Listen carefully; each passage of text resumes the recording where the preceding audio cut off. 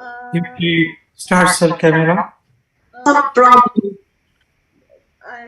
yeah, there's a problem with her camera as she had informed me earlier. Okay. There's no Yeah. problem as there is a presentation. I think Mhm. that will be fine. Thank you so much. Yes. So, Nidhi, please begin. Yes, very warm good evening again to everyone. This is the fourth lecture of Rewriting Her Story 7 Days International Webinar, Itihasa Saptaha 3.0. So today, for the fourth lecture, our resource person is Dr. Sheetal Rana, Associate Professor, Department of Museology, Banaras Hindu University, Varanasi, and the ma'am is going to talk on the title "A Study of the Devi Image in Markula Temple of Udaipur in Lahore." I warmly welcome you, ma'am, to this session, and I also welcome Honorary President of the History Enthusiast, Sri Nandan Shastri Sir, and President of the History Enthusiast, Miss Manali Momaya. I also welcome all the participants to this session. Now I request Miss Manali Momaya to introduce our today's fourth lecture resource person, Dr. Sheetal Rana ma'am. Thank you, Nidhi, for the welcome. As I give the introduction, I request you to kindly share the PPT so that we do not have Sure. further delays. Sure. It's an honor to be introducing Dr. Sheetal Rana ji. Born on 18th May 1972 in Pathankot, Punjab. Presently, Dr. Sheetal Rana is an associate professor in the Department of Museology, Faculty of Arts, Banaras Hindu University, Varanasi. She did her professional graduation, Bachelor of Fine Arts Painting, from Punjab University, Chandigarh in 1995. She holds her master's degree in History of Art from the same university and Masters of Fine Arts in Painting from Banaras Hindu University in 1999. She obtained her PhD in the History of Art from Banaras Hindu University with expertise in fine art and art history. She has subspecialization in museology.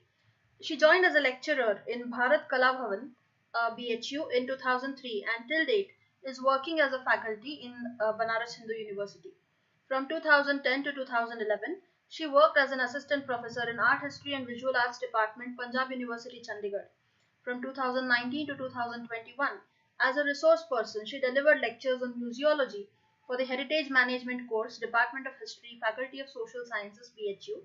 In addition, she has also delivered special lectures and at the Central University of Tibetan Studies, Sarnath, and at the Institute of Fine Arts, Gangapur, Varanasi. Since 1995, her active participation in many regional, state, national, and international level art exhibitions makes her an artist and a photographer of repute. Uh, just a second. Yes. Of repute.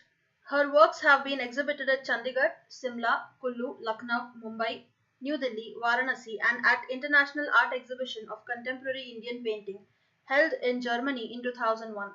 Her works are in Africa, France, Switzerland, India, and in private collections. During her academic career from 2000 to 2002, she was a recipient of awards, national scholarships, and fellowships in painting by Lalit Kala Academy, New Delhi.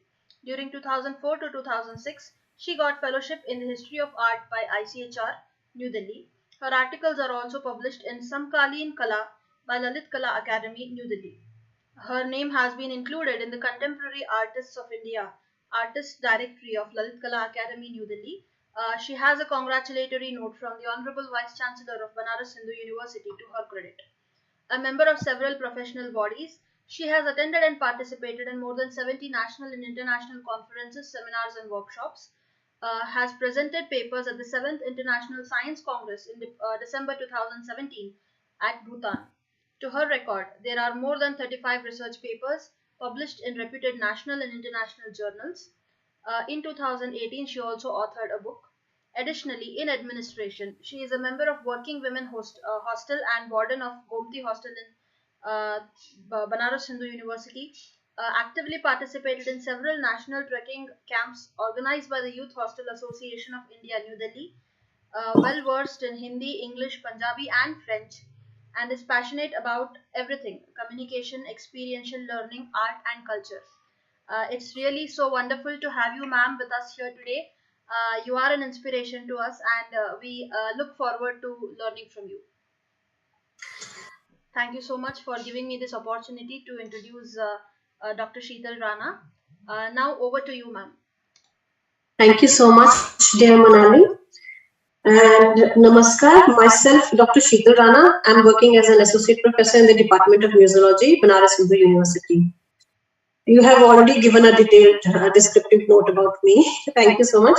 So before I begin with the presentation of my paper, I would like to grab this opportunity and thank the entire team of the history enthusiasts, esteemed members, the honorary president, Shri Nandan Shastri ji, and the president, Miss Manali Mumaya, and also Nidhi. Indeed, you are very young and brilliant enthusiasts, I can say that. Okay, and today happens to be the Mother's Day, so may I begin with their blessings. The title of my paper is A Study of the Devi Image in Markula Temple of Udaipur in Lahore. Yes, please hold on to this slide. You can have a good view of this, the architectural format of this temple. This spent roof hill type wooden temple is of an unknown age, yet it is believed to be built by Anand Dev of 1028 to 1063 AD of Kashmir. Some decades later, in Lach and Utbala, circa 1080 to 1110 invaded and conquered Kullu and apparently also Lahore. As up to the 17th century, we find the later in Ladakh hence. May we assume that after his conquest, the temple was converted into the shrine of Marichi Vajrabarahi, the Lamistic light goddess. About AD 1695, it was renamed Udaipur by Raja Uday Singh 1690 to 1720 and raised it to the status of a district of Lahore. The temple was converted to Buddhist usage in 16th century. Next slide. Next, yeah, this.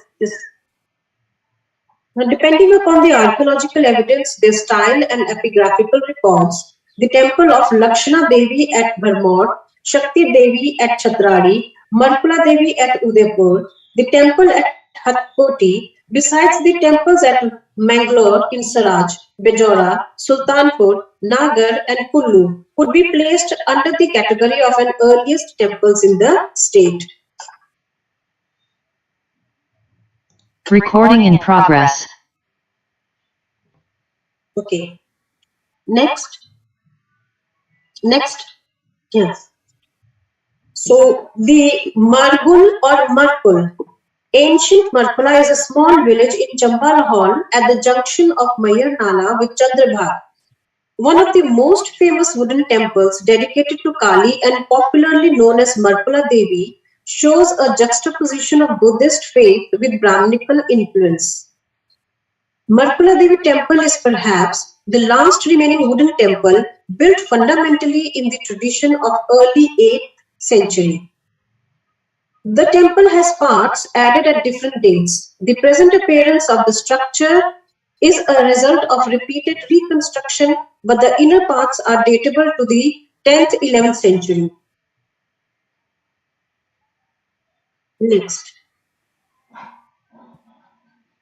Chandrabhaga Valley can boast of being the only region in the Western Himalayas where the institutionalized Buddhism has been able to survive in the continuity from the earliest period of its inception under the Kushan to the medieval Lamistic Renaissance and to the present day.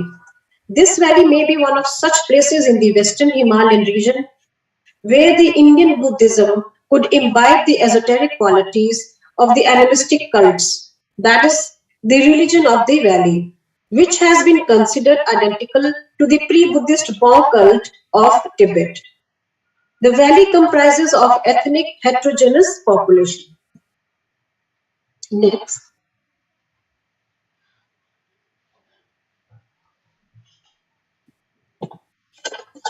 Yuan is of the opinion, now we come to the features of this temple, which are the amalgamation of Hindu and Buddhist faiths. No, the previous one, please. Yes. Yuan is of the opinion that Buddha himself visited interior kingdoms in the Vyas Valley. Later, in the 8th century AD, under the proselytizing movements of Shankaracharya, 788 to 820 AD, the Tantric Buddhist deities were adopted into the Brahminical pantheistic system as the local esoteric manifestation of Shiva and Shakti, and the Buddha himself was considered as one of the 10 incarnations of Vishnu. Interestingly, there is no religious conflict. Has been created due to religion. As a result, in several cases, Buddhist deities are worshipped as Brahminical deities and vice versa. There are 3 important sites associated with Indian Buddhism in the Chandrabhag Valley. Marpula Devi Temple points out to an interesting pantheistic interfusion in the valley, under which Vajravarahi is considered to be the Durga by the Hindus, in similar manner as Shiva and Avalokiteshwar are combined together at Trilokinath and Guru Gandol. All of the 3 temples are situated in the Patan Valley within a distance of few kilometers.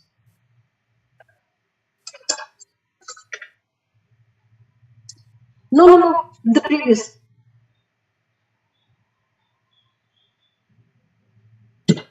Okay. The people of Himachal Pradesh have strong faith in Shakti, irrespective of their religious affiliation.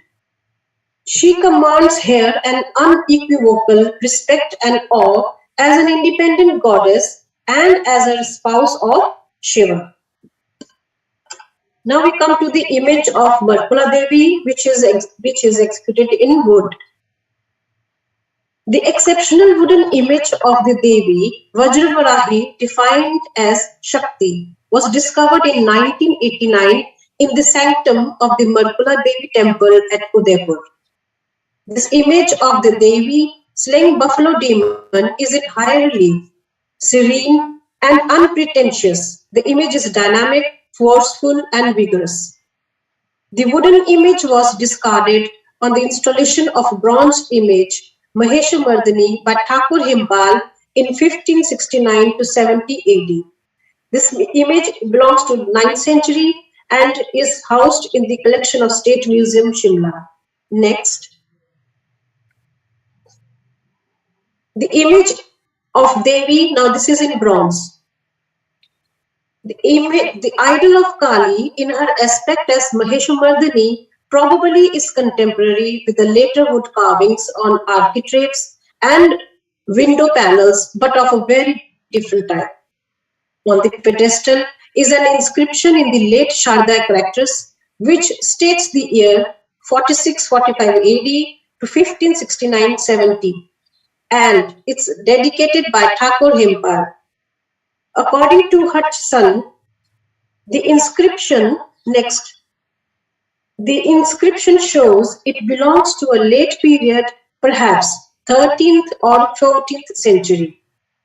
Anterior Buddhist tradition is indicated from the Vajra in her hand and the association of Marichi Vajravarahi. The mukut looks like the ceremonial crown of a Tibetan Lama. The head of the goddess is much too big. Enclosed brass frame suggests idol is of 15th to 16th century. It is a rather primitive and clumsy work despite its elaborate character, for the goddess is represented 8-armed, standing on the defeated buffalo demon whom her threefold lion attacks from behind. The bodies of the buffalo and the goddess looks bloated, notwithstanding the thin legs and arms.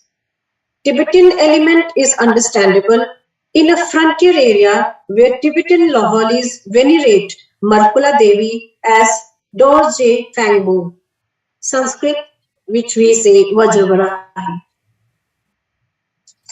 Next. Now, This is the local manifestation of Kali, is the admixture of Hindu and Buddhist faith in Marpula temple at Udaipur. Now, the discussion about the images I have had, and I would also like to draw your attention on the other wood carvings of this temple, which are profusely carved, and they have this pantheistic interfusion in them. So this is something very interesting of this temple. Not only the images, but overall we come across both the religions, the features of Hindu and Buddhist features we can witness in this temple. So one I'm very much to present before you is the carved wooden panel, and this panel represents the churning of the ocean. Circa, it belongs to circa 13th century, and the myth of the churning of the ocean portrays the local version, which is all the more interesting. Instead of the Mount Mandara, here the churning pod is coiled around a peacock, which can be easily identified here. And I've never come across this code anywhere else in the carving. And another interesting panel which we can briefly discuss about is a sort of Mara. Okay, so in this we see this is one of the most interesting features of Marpula Devi temple. It is the oblong panel on the northern side of the ceiling, for it curiously depicts Mara's assault on Buddha. This Buddhist theme hardly suits the shrine of the goddess of Maheshamardini, along with the depiction of scenes from the Ramayana and the Mahabharata, engraved over the wooden ceiling of the temple. The panel is a further developed. Next. Yes, this one, the assault of Mara. The panel is a further developed style and seems to have been executed between 13th and 14th century AD, since it displays the typology which seems to be the later evolution of Kashmiri style. Though this is the heritage of the medieval Kashmiri style and their later developments in the region, but at the same time it serves as a social cause, that is, unification of two religions, Hinduism and Buddhism, both running parallel. So this something which is extremely interesting. There is the pantheistic interfusion in this temple, not only in the image of the Devi, but as well as the carvings, which are profusely depicting the themes, the Ramayana, the Hindu and the Buddhist themes alike. And next slide. Now we come also, this is another interesting, previous one was the assault of Mara, and this one is which is depicting the image of Surya, which carved on the lintel of the temple. And this is perhaps the Kashmiri architectural influence, which is depicted in the wood carving of this temple. And with this, I conclude my paper. And next, thanks. Any questions? Most welcome. Thank you so much, ma'am. It is indeed interesting to see something about Lahore, especially as we are from South and we have never had the chance or the opportunity to visit extreme North. It is very, very interesting to see that there are so many similarities between the sculptures there and here. Can you highlight a little bit more about the Tibetan influence? What exactly are the features that are from Tibet?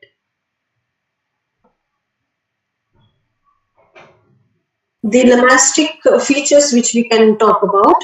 See, which has already I stated, like in the image, she's holding that Vajra in her hand, the thunderbolt. So that becomes the particular peculiar style which they carry. And we can say that it is the lamastic and the local folk also. It's not only the Hindu and the Buddhist, but more interesting is that interfusion of even the local folk, which they come up to their own conclusions and then the image which is perhaps the venerated as Markara by the locals. The best part is that there is no confluence, there's no conflict amongst themselves. That's really the most wonderful thing that we can see, ma'am. Especially Yes. when there is so much of conflict going on everywhere. Such examples have to be upheld. They have to be popularized. Definitely. Yes, ma'am. If anybody else has any questions, you can post it in the comment section. Actually, we are really thankful to ma'am. We were running short of time.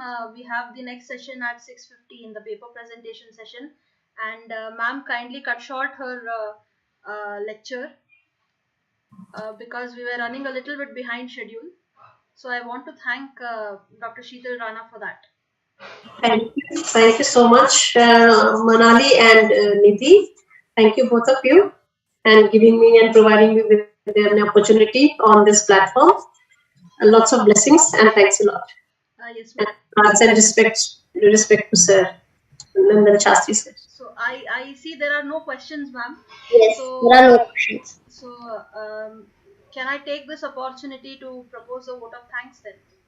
Yes, sure. Yes. So, once again, ma'am, it was really interesting to Thank you. know about the culture of Lahore and the Devi worship at the temple, the Markula Devi temple at Lahore. Thank you for introducing it to us and for accepting our invitation and being here with us today. Uh, Thank you very much, ma'am. Ma'am is also an advisory board member of the History Enthusiasts. So she's constantly guiding us. I also want to thank our honorary president, Sri Nandan Shastri sir, and all the other members who have joined us here today. Professor Amreshwar Kala has joined us. Thank you very much, sir. And the